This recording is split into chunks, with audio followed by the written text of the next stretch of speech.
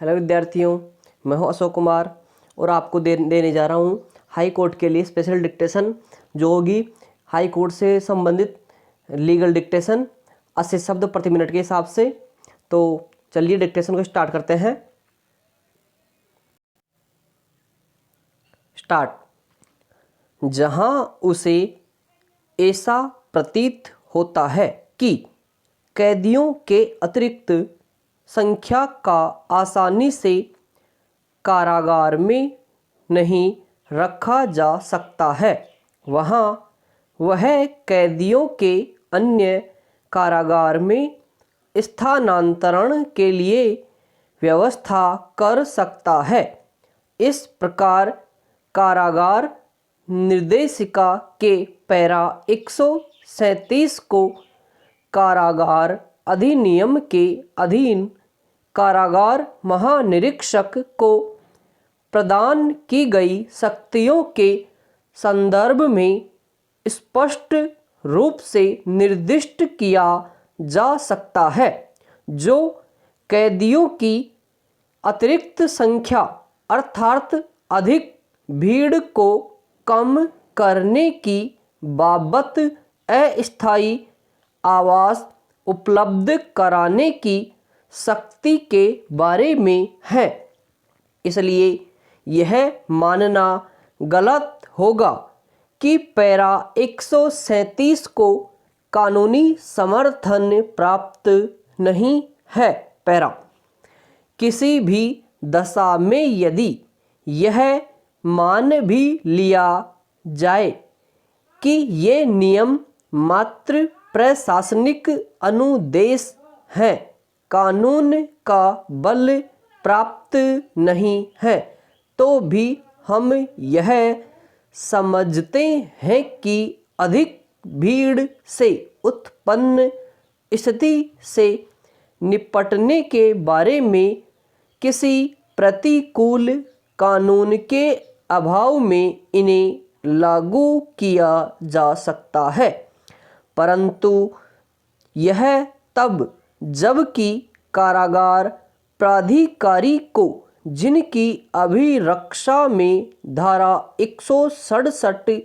(2) के अधीन अति प्रेषित कैदी को सौंपा गया है, यह प्रभार सौंपा जाएगा और वह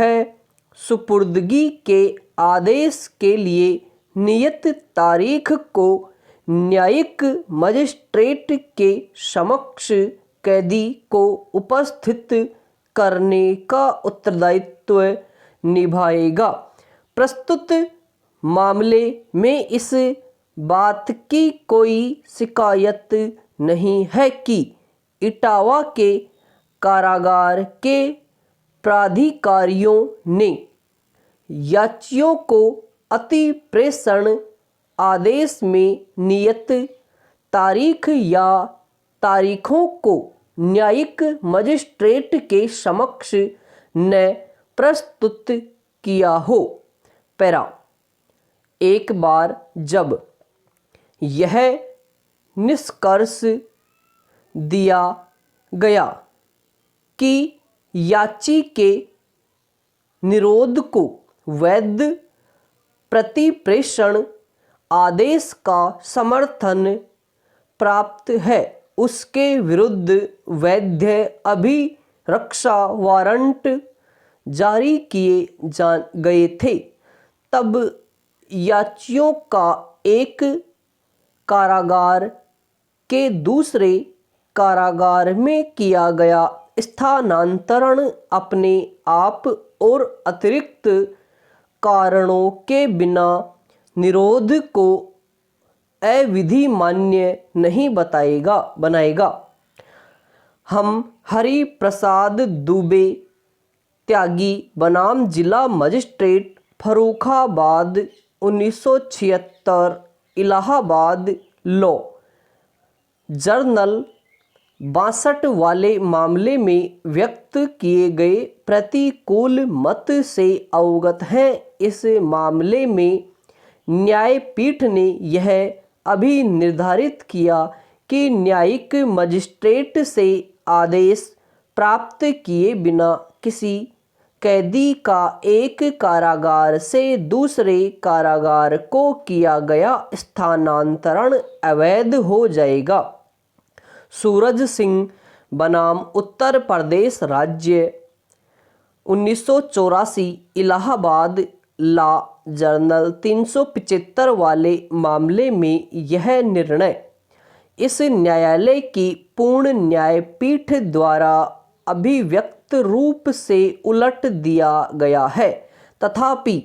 इस बात पर ध्यान देना महत्वपूर्ण है कि खंड न्यायपीठ ने कारागार निर्देशिका के पैरा 137 के पैरा 409 पर ध्यान नहीं दिया, जिन्हें कारागार अधिनियम के ऊपर निर्दिष्ट उपबंधों के साथ पढ़ने पर यह धारणा पूर्णतः अमान्य हो जाती है कि अधिक भीड़ को कम करने के लिए अस्थायी रूप से किया गया स्थानांतरण विधि द्वारा प्राधिकृत नहीं है। इस तथ्य को ध्यान में रखते हुए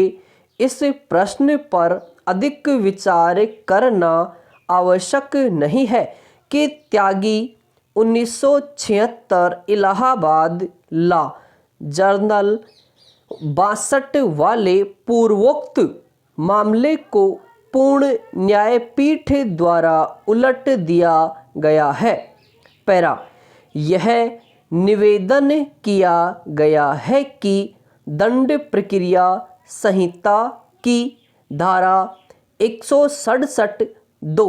में आवश्यक रूप से यह आदेश विवक्षित है कि धारा 167(2) के अधीन न्यायिक मजिस्ट्रेट द्वारा किसी विशेष कारागार अधिकारी की अभिरक्षा में सुपुर्द किया गया व्यक्ति प्रतिप्रेषण अवधि के दौरान न्यायिक मजिस्ट्रेट की अनुमति या सहमति अथवा अनुमोदन के बिना हटाया नहीं जाएगा और एक कैदी का एक कारागार से अन्य कारागार में स्थानांतरण वस्तुतः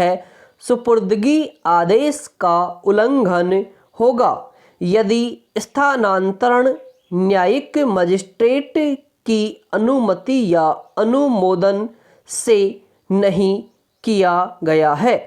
पैरा जैसा कि ऊपर उल्लेख किया गया है, संबद्ध न्यायिक मजिस्ट्रेट प्रतिप्रेषण अवधि के दौरान कैदियों के एक कारागार से दूसरे कारागार में किए गए स्थानांतरण से अवगत था। यह तथ्य मामले में